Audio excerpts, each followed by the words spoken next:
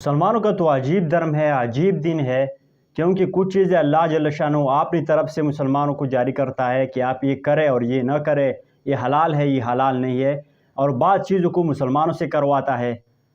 تمہارا اللہ میں سور کو حرام بنا دیتا ہے، تمہارا اللہ مچھلی کو حلال بنا دیتا ہے، تو سنت وہاں سے کر کے کیوں نہیں بھیجتا؟ یہاں کیوں کرتے ہو؟ سنت وہیں سے پیٹ میں کر کے کیوں نہیں بھیجتا بابا؟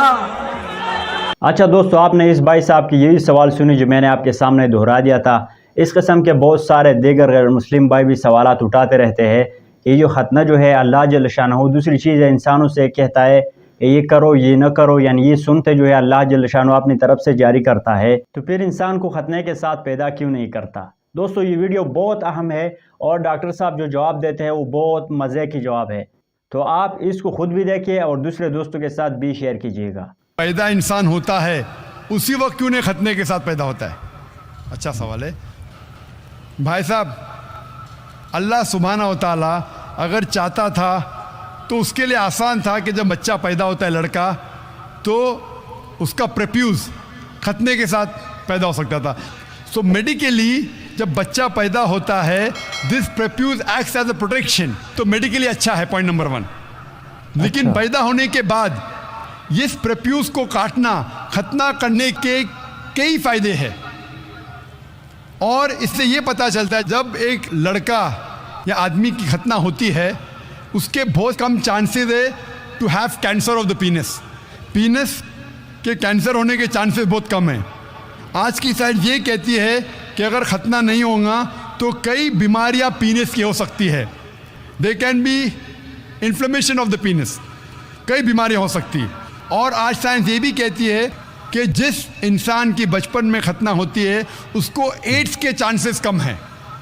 لیکن اللہ سبحانہ و تعالیٰ نے کیوں انسان کو جب پیدا ہوا لڑکا تو ختنے کے ساتھ کیوں نے پیدا کیا؟ پوائنٹ نمبر 1 میں نے کہا کہ میڈیکلی اٹ پروٹیکٹس، جو پروڈکشن نہیں رہے گا، اور دوسرا یہ اللہ کے رسول کی سنت ہے، ان نے کہا کہ لڑکے کی ختنہ ہونا چاہیے۔ اللہ تعالیٰ دیکھنا چاہتا ہے کہ آپ اس کے پیغام پہ عمل کرتے ہیں کہ نہیں، اس کے پیغام پہ عمل کرتے ہیں کہ نہیں۔ مثال کے طور پہ کئی چیز اللہ نے بنائی، زہر، آپ پوچھیں گے کہ زہر پینا حرام ہے تو اللہ نے زہر کیوں بنائی؟ اللہ تعالیٰ نے کہا ہے کہ آتم ہتیا کرنا حرام ہے۔ اللہ دیکھنا چاہتا ہے کہ آپ اس کی تعلیمات پہ عمل کرتے ہیں کہ نہیں، اس کے احکامات پہ عمل کرتے ہیں کہ نہیں۔ تو یہ بھی آپ کے لیے ٹیسٹ ہے کہ do you follow the teachings of Allah and his رسول اور ناٹ۔ بٹ ختنہ کرنا جیسا میں نے کہا فرض نہیں ہے، لیکن کریں گے تو ایک اہم سنت ہے، آپ کے بہت سے فائدے ہیں۔ Hope the answer the question. دوستو یہ تھا لاجیکل جواب کہ ختنے کے پیچھے کیا حقیقت ہے، کیا سائنس ہے اور کیا حکمت ہے۔ تو دیکھیں ماشاءاللہ اسلام کا ہر حکم جو ہے اس کے پیچھے کوئی نہ کوئی حکمت ضرور ہوتی ہے، اور آج کل چونکہ جو دور ہے سائنس اور ٹیکنالوجی کا دور ہے، لہٰذا علماء کرام کو چاہیے کہ وہ جو لوگ ہیں زیادہ تر لوگ کیا کرتے ہیں، وہ عقل کی چیزوں کے پیچھے جاتے ہیں، وہ عقلی طور پر چیزوں کو دیکھتے ہیں اور جواب بھی وہ چاہتے ہیں کہ وہ لاجیکل جواب ہو اور عقل کی بنیاد پر ہو۔